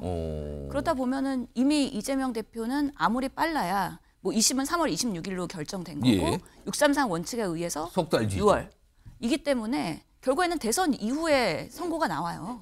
그렇기 때문에 대법원에 대한 부분에 있어서는 타임라인이 결국에는 대선이 먼저 결판이 나는 거기 때문에 영향이 없다. 그리고 윤석열은 윤석열이고 이재명은 이재명이지 그 시기에 따라서 탄핵의 결과가 뭔가 기각으로 갈 거라는 생각은 끔찍하기도 하고 있을 수도 없는 일이다. 이게 많은 사람들의 생각이라고 생각합니다. 두 분이 다른 견해를 보여주셨어요. 지금요. 이 시점에 관한 얘기도 정치고 참 많이 합니다. 맞물린 거냐 완전히 별개로 따로 가는 거냐 이런 시각 차이가 좀 드러나는 이런 이슈입니다. 지금요.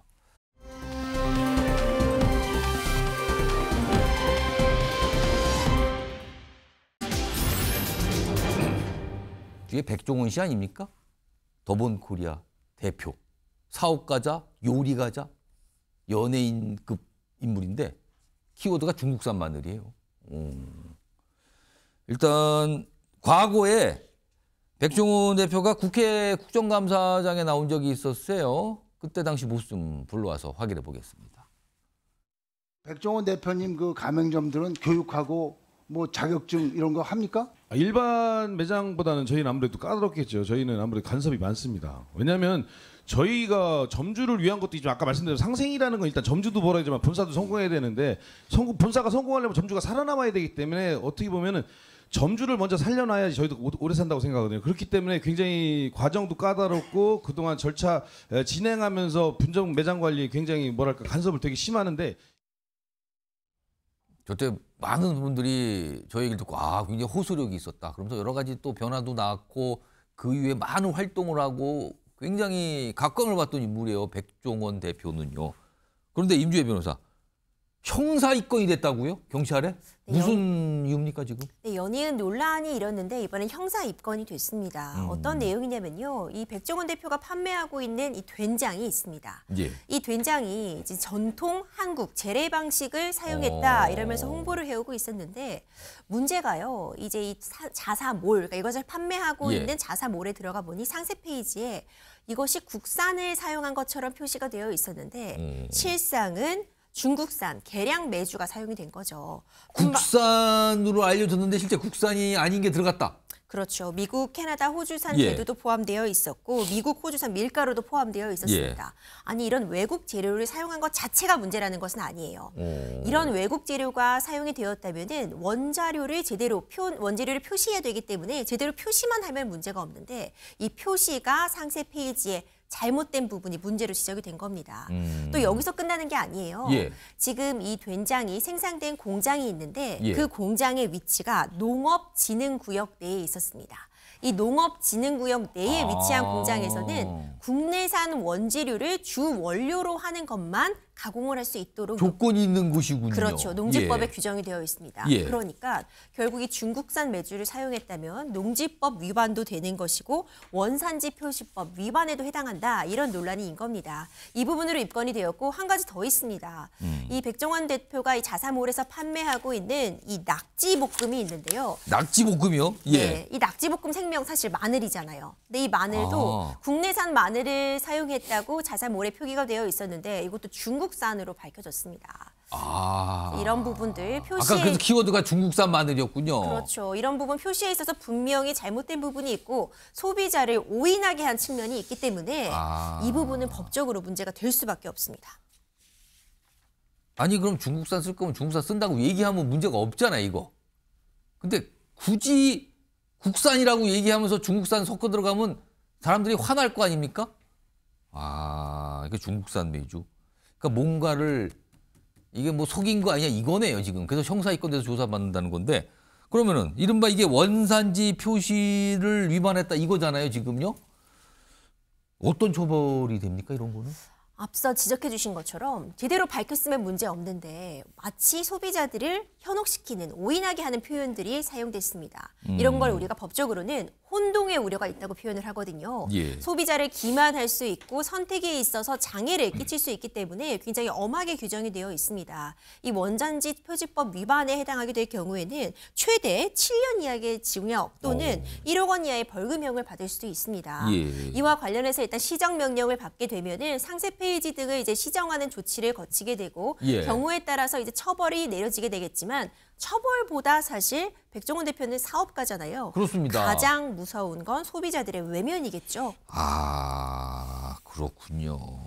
지금 백종원 대표의 어떤 입장이 좀 나왔습니다. 소개해드리죠. 생산 유통 과정에서 발생한 잘못들에 깊이 반성한다. 일단 사과를 합니다. 그동안 제기된 문제들 세심히 살피지 못한 제 불찰입니다. 법적 사항 포함한 모든 내용 신속히 개선하겠다. 본인의 책임이다. 반성한다. 이런 입장을 냈습니다. 자, 근데 임주혜 변호사. 근데 그동안 백종원 대표 관련된 논란이 이번뿐만은 아니라고요, 또? 그렇죠. 사실 백종원 대표가요. 사업가로도 승승장구했지만 방송에서도 주가가 정말 높았죠. 그렇습니다. 이와 와중에 연이은 지금 구설수에 좀 오르고 있습니다. 먼저 문제가 됐던 게 백종원 대표가 판매하던 햄이 있었어요. 근데 햄은 사실 돼지고기로 만드는 것인데 예. 이 돼지고기 함유량이 너무 낮았던 겁니다. 그에 대비 가격은 또 높게 책정이 되어서 한번 소비자들이 이거 너무하다 이런 지적이 있었고요. 뿐만 아니라 백종원 대표가 유튜브 같은 부분도 굉장히 활발하게 활동을 그렇습니다. 하고 있는데 요리하는 영상에서 이 실내 이 가스 고압통이 실내에 위치하고 있었던 거예요. 근데 이 가스 고압통 같은 것이 바로 튀김기 옆에 있었는데 이것을 자칫 잘못하다가는 정말 큰 불로 이어질 수 있거든요.